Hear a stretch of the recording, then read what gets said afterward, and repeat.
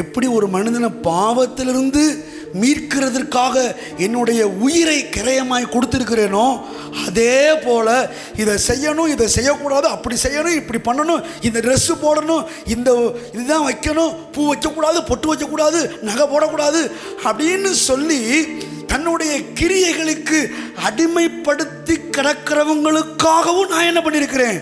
என்னுடைய உயிரை விலைக்கரமாக கொடுத்துருக்கிறேன். இயேசு வந்தது பாவத்துக்கு அடிமையாய் கிடக்கிறவங்களை மாத்திரம் விடுதலையாக்க வல்ல.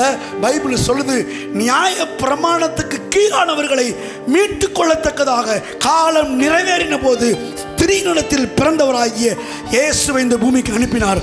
உங்களுக்கெல்லாம் தெரிஞ்சது ஒன்னே ஒன்று தான், இயேசு பாவத்துக்கு கீழே இருக்கிறவங்களை விடுதலையாக்க வந்தாருன்னு தான் தெரியும். ஏன்னா அவருக்கு பெயர் இயேசு. இயேசு என்றால் பாவங்களை நீக்கி ரட்சிக்கிறவன் அர்த்தம். அது உங்களுக்கு தெரியும், அதுக்காகத்தான் வந்தார்னு. ஆனால் கலாத்தியர் ரோமரில் நீங்கள் வாசித்து பார்த்தீங்கன்னா, எப்பா நான் அதுக்காக மாத்திரம் அல்லப்பா, நியாய பிரமாணத்திற்கும் சட்ட திட்டங்களுக்கும் அடிமைப்பட்டு கிடக்கிற அப்படிப்பட்ட ஜனங்களையும் மீட்டு கொள்ளத்தக்கதாக காலம் நிறைவேறின போது என்னுடைய குமாரனை இந்த பூமிக்கு அனுப்பினேன் என்று சொல்லி தேவன் வெற்றி முழக்கம் சொல்லி கொண்டிருக்கிறார். ஏன் தெரியுமா? பாவத்தில் அடிமையாய் கிடக்கிறது எப்படி ஒரு பெரிய பாவமோ, அதே போல் நியாய பிரமாணத்துக்கு கீழையும் தன்னுடைய சுய நீதிக்கு கீழையும் அடிமையாக இருக்கிறதும் தேவனுடைய பார்வையில் ஒரு பெரிய பாவமாக இருக்கிறது. ஏன்னா நியாய பிரமாணம் என்பது, சுய நீதி என்பது தேவனால ஒழித்து கட்டப்பட்ட ஒன்று. பைபிள் சொல்லுது, நமக்கு எதிரடையாகவும் கட்டளைகளால் நமக்கு சொல்கிறாங்கல்ல, 10 கட்டளை வீட்டில் வாங்கி தொங்க விடுன்னு பைபிளில் தெளிவாக சொல்லுது. அந்த கட்டளை நமக்கு எப்படி இருந்துச்சாங்க? விரோதமாக இருக்கான். நமக்கு விரோதமாக இருக்கிற காரியத்தை எடுத்து நம்ம வீட்டில் என்ன பண்ணிட்டு இருக்கோம்? தொங்க விட்டுக்கிட்டு அதன்படி செய்யணும், அதன்படி நடக்கணும் அப்படின்னு நம்ம அதை பார்த்துக்கிட்டு இருக்கோம். பாருங்க, கட்டளைகள் அதற்காக கொடுக்கப்படவில்லை. நியாயப்பிரமாணமும் கட்டளைகளும் கொடுக்கப்பட்ட நோக்கம் என்னன்னா, அதான் நான் வெள்ளிக்கிழமை சொன்னேன், அது உங்களுக்குள்ள பாவம் உண்டு என்பதை காண்பிப்பதற்கும், பாவத்துக்கான பரிகாரி ஒருத்தர் இந்த உலகத்துக்கு வந்து இருக்கிறார் என்பதை குறித்தும் காட்டி இயேசுவுக்கு நேராக உங்களை வழிநடத்துறதுக்கு தான் இந்த நியாயப்பிரமாணங்களும் கட்டளைகளும் சட்டதிட்டங்களும் கொடுக்கப்பட்டிருக்கிறதே ஒழிய அது கடைபிடிப்பதற்காக அல்ல. ஏன் தெரியுமா? அது நமக்கு விரோதமாக இருந்துச்சு.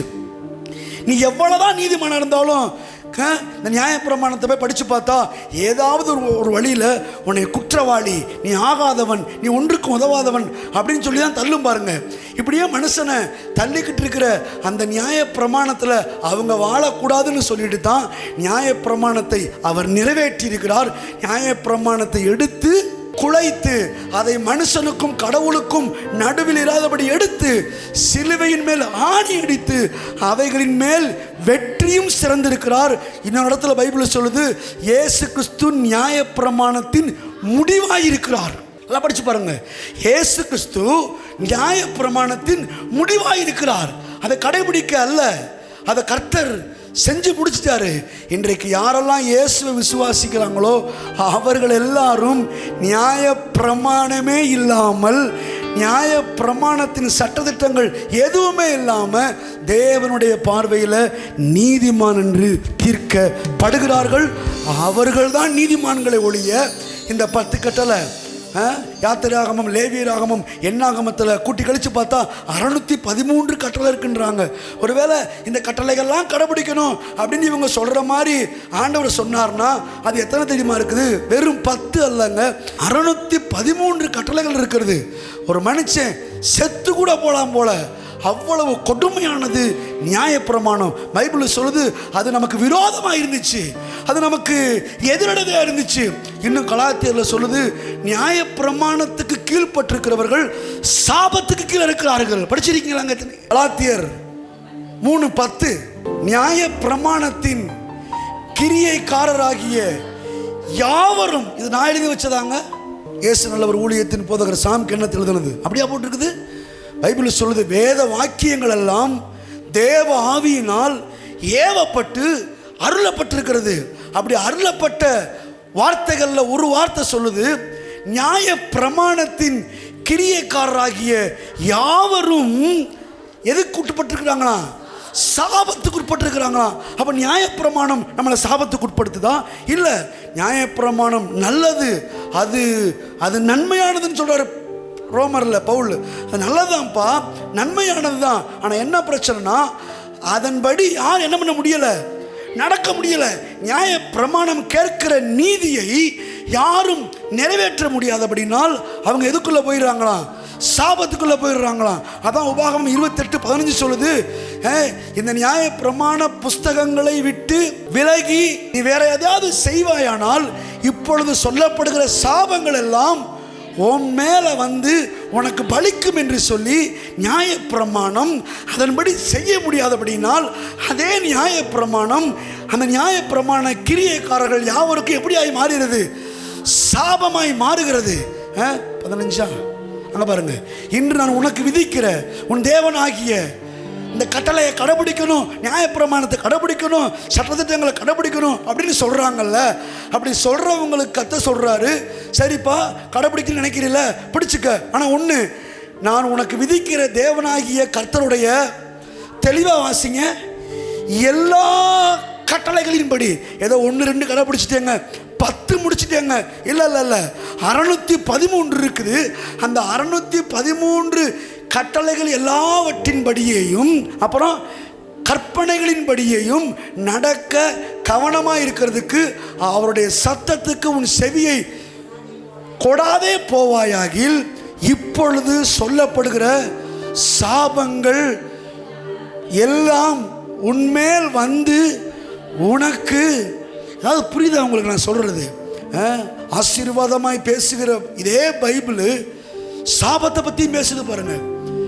பாவம் பண்ணா சாபம் வந்துடும், பாவம் பண்ணா வியாதி வந்துடும், அக்கிரமம் பண்ணா வியாதி வந்துடும், ஏற்றுக்கிறோம்யா. அதே போல் நியாய பிரமாணத்தின்படி எல்லாவற்றிலையும் செய்ய நீ செவி கொடுக்காம போயிட்டீன்னா அந்த நியாய பிரமாணமே உனக்கு என்னவா முடிஞ்சிடும், சாபம் முடிஞ்சிருமா பாருங்க. எந்த நியாய பிரமாணம் நம்ம நீதிமானாக்கும், தேவனுக்கு முன்னாடி நிற்பாட்டும் அப்படின்னு நம்ம நினைக்கிறோமோ அதே நியாயப்பிரமாணம் நமக்கு என்னவா மாறுதான், சாபமாய் மாறுதான். அதான் கலாத்தியில் சொல்லப்பட்டிருக்கிறது, நியாயப்பிரமாண கிரியைக்காரர்கள் யாவரும் சாபத்துக்கு உட்பட்டிருக்கிறார்கள். ஏன் தெரியுமா?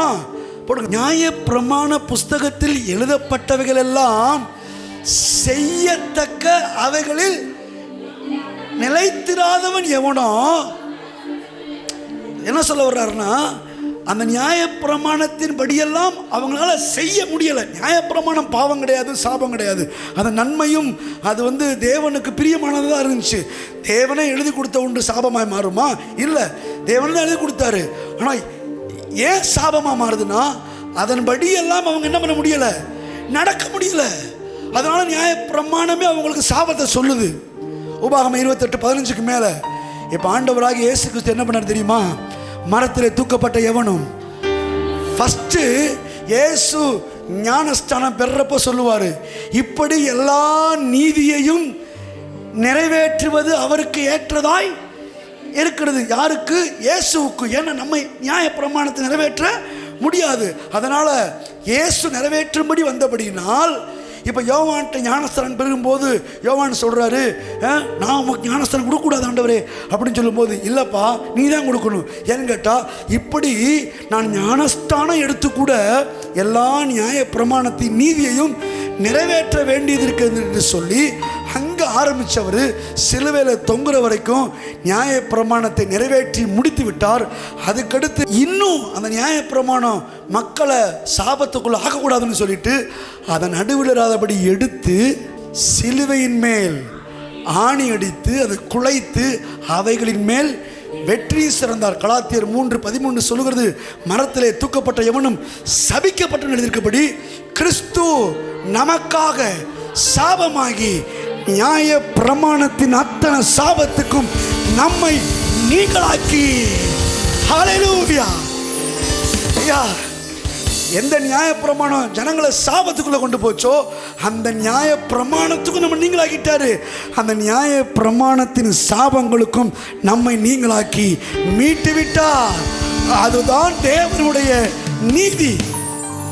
எந்த நியாய பிரமாணத்துக்கு நீங்களாக்கி நம்மளை மீட்டு கொண்டாரோ அந்த நியாயப்பிரமாணத்தை கடைபிடிக்கணும்னு சொல்லிட்டு வார நியாயப்பிரமாணத்தை பற்றி பேசுறது, கட்டளைகளை பற்றி பேசுறது, பாவத்தை பற்றி பேசுறது, அக்கிரமத்தை பற்றி பேசுறது, இதவே பேசி பேசி ஜனங்கள் காலத்தை ஓட்டி எல்லா ஜனங்களையும் அடிமைகள் ஆக்கி வைத்திருக்கிறார்கள். அவங்கள பாருங்க, நாங்கள் என்ன கலட்டிருக்கோம், என்ன உடை போட்டிருக்கிறோம், எவ்வளவு நாங்கள் தியாகம் பண்ணியிருக்கிறோம், நாங்கள் எவ்வளோ உபவாசம் பண்ணியிருக்கிறோம், நாங்கள் எவ்வளோ நேரம் ஜெபம் பண்ணியிருக்கோம். ஆண்டவர் அவங்க ஜெபத்தை கேட்டு கிருபையாக பதிலை கொடுத்தா கூட போஸ்ட்டில் பார்க்கும்போது தெரியும், நாங்கள் அப்படியே உபவாசம் ஜெபம் பண்ணமாக்கும் ஆண்டவர் எங்களுக்கு பதில் கொடுத்தாரு. கிடையாது. உபவாசம் இருக்கிறதுனாலையோ ஒரு மனிதன் தன்னுடைய முழங்காலை போட்டு முடக்கி அதை காய்க்க வைக்கிறதுனாலையோ தேவன் பதில் கொடுக்க போவது இல்லை. தேவன் பதில் கொடுக்கிறது கர்த்தராகிய இயேசு கிறிஸ்துவின் நாமத்தின் நிமித்தமாக. பைபிள் சொல்லுது, என் நாமத்தினாலே எதை கேட்டாலும் அதை அவர் உங்களுக்கு செய்வார். இதாங்க பைபிளுடைய கோட்பாடு. இதை விட்டுட்டு நம்ம மாட்டுக்கு அது இதுன்னு சொல்லி தூக்கி உயர்த்தி விட்டுருந்தோம்னா அது சாபத்தில் போய் முடியும் என்று சொல்லப்பட்டிருக்கிறது. நியாயப்பிரமாண கிரியைக்காரர்கள் யாவரும் சாபத்துக்கு கீழாக. அந்த சாபத்தை படித்து பார்த்தீங்கன்னா இருதயமே ஆடி போயிடும். உலகத்தில் எந்த சேனல்லையும் அப்படிப்பட்ட சாபத்தை வியாதியை பார்த்துருக்க மாட்டிருக்கீங்க. அப்படிப்பட்ட அத்தனை வியாதியையும் நியாயப்பிரமாணத்துக்கு கீழே வைக்கப்பட்டிருக்கிறது. அதாவது நியாயப்பிரமாணத்தின்படி செஞ்சுட்டா சூப்பர், அவன் நல்லவன், அவனுக்கு எந்த வியாதியும் கிடையாது.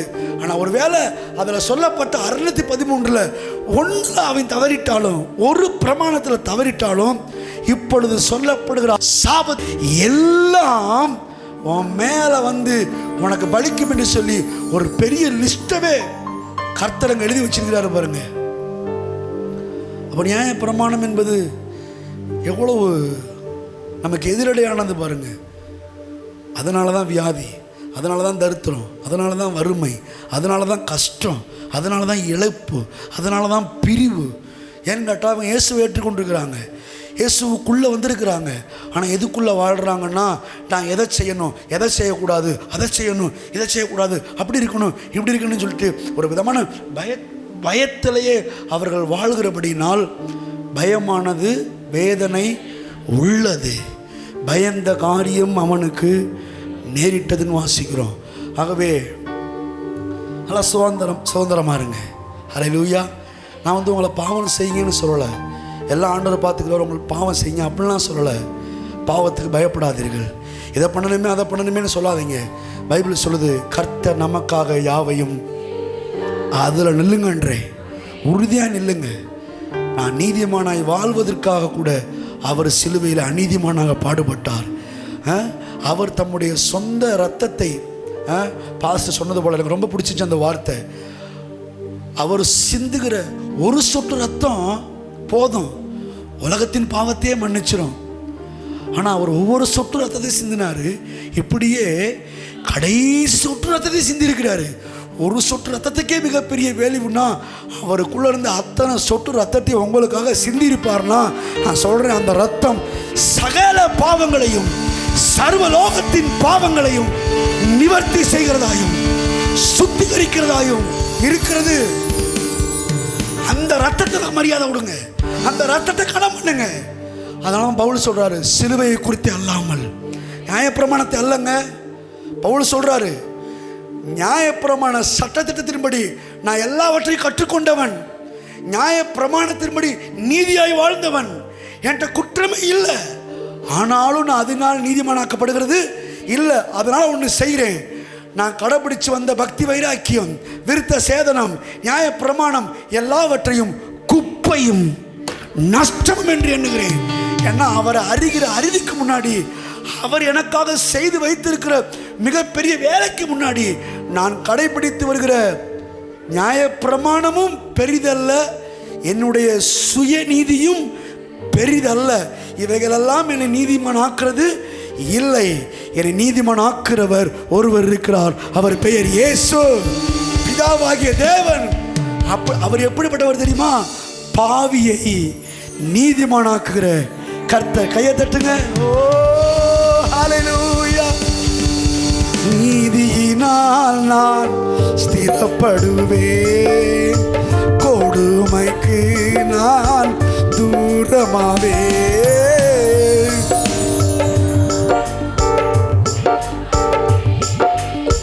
கொடுமை